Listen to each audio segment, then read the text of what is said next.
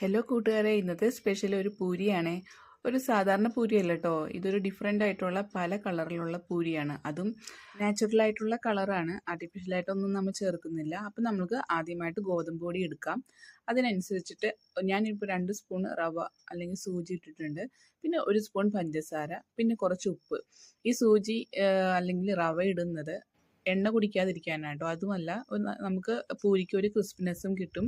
പിന്നെ പഞ്ചസാര അത് തന്നെ നമുക്ക് നല്ല ടേസ്റ്റും ആയിരിക്കും, നല്ല ക്രിസ്പി ആയിട്ട് കിട്ടുകയും ചെയ്യും. അപ്പം നമുക്ക് ആദ്യമായിട്ട് നമ്മളുടെ പാലക്കും ബീട്രൂട്ടൊക്കെ നമുക്ക് പേസ്റ്റ് ആക്കി എടുക്കാം.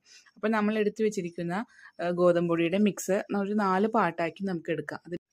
അതിലൊരു പാർട്ടിൽ നമുക്ക് ബീട്രൂട്ട് ഞാൻ അരിച്ചെടുത്തതാണ്. അതിൽ കുഴച്ച് ബീട്രൂട്ട് ഇട്ട് കുഴച്ച് വയ്ക്കാം. പിന്നെ നമ്മൾക്ക് പാലക്ക് നല്ലതുപോലെ പേസ്റ്റ് ആക്കിയിട്ട് അതിട്ട് നമുക്ക് ഒരു മിക്സ് റെഡിയാക്കാം. പിന്നെ അടുത്തത് മഞ്ഞൾപ്പൊടി ഇട്ടാണ് ഒരു കളർ റെഡിയാക്കുന്നത്. ഒരു കളറ് നോർമലായിട്ടുള്ള സാധാരണ നമ്മളുടെ ഗോതമ്പ് മാവിൻ്റെ കളറ് തന്നെയാണ്. അപ്പോൾ 4 കളറ് ഡിഫറെൻ്റ് ആയിട്ടുള്ള കളർ റെഡി ആയിട്ടുണ്ട്. ഇനി നമുക്ക് ഓരോന്നായിട്ട് ഇതുപോലെ പൂരി എണ്ണയിലിട്ട് നമുക്ക് ചുട്ടെടുക്കാം.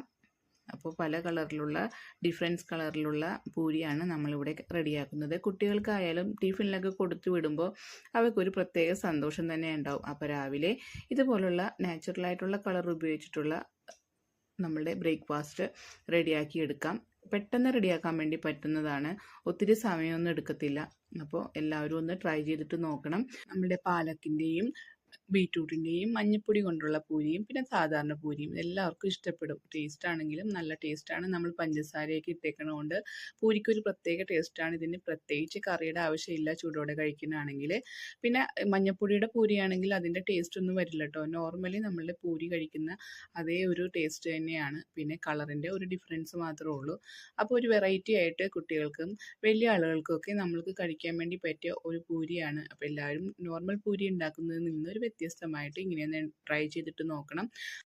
അപ്പോൾ ഇതിൻ്റെ കൂടെ ഞാൻ ഉരുളക്കിഴങ്ങ് കറിയാണ് ഉണ്ടാക്കിയിരിക്കുന്നത്. സാധാരണ ഉരുളക്കിഴങ്ങ്, സവാള, ഇഞ്ചി, വെളുത്തുള്ളി, പച്ചമുളക്, വേപ്പിലയൊക്കെ ഇട്ട് കടുക് പൊട്ടിച്ച് 2 ഉലുവയും പൊട്ടിച്ച് ഉരുളക്കിഴങ്ങും ഇട്ട് വേവിച്ചെടുത്ത് ഉപ്പിട്ട് ആവശ്യത്തിന് ഉപ്പിട്ട് എടുത്ത കറിയാണ് ഇതിൻ്റെ കൂടെ ഞാൻ കഴിക്കാൻ എടുക്കുന്നത്. അപ്പം നിങ്ങൾക്ക് ഇതിൻ്റെ കൂടെ കറിയുടെ ആവശ്യമില്ല, എന്നാലും കറി ഉണ്ടാക്കുകയാണെങ്കിൽ ഇതുപോലുള്ള നോർമൽ കറി ഉണ്ടാക്കി കഴിക്കുക. അപ്പോൾ ഞാൻ ഡിഫറെൻ്റ് ആയിട്ട് ഈ എല്ലാ കളറും കൂടി വെച്ച് ഇതുപോലെ പരത്തിയിട്ട് ഇങ്ങനെ റോൾ ചെയ്ത് ഓരോ കഷ്ണങ്ങളാക്കി മുറിച്ചെടുത്ത് പല കളറിലും ഡിഫറെൻറ്റ് ഒരു വെറൈറ്റി ആയിക്കോട്ടെ എന്ന് വിചാരിച്ചു.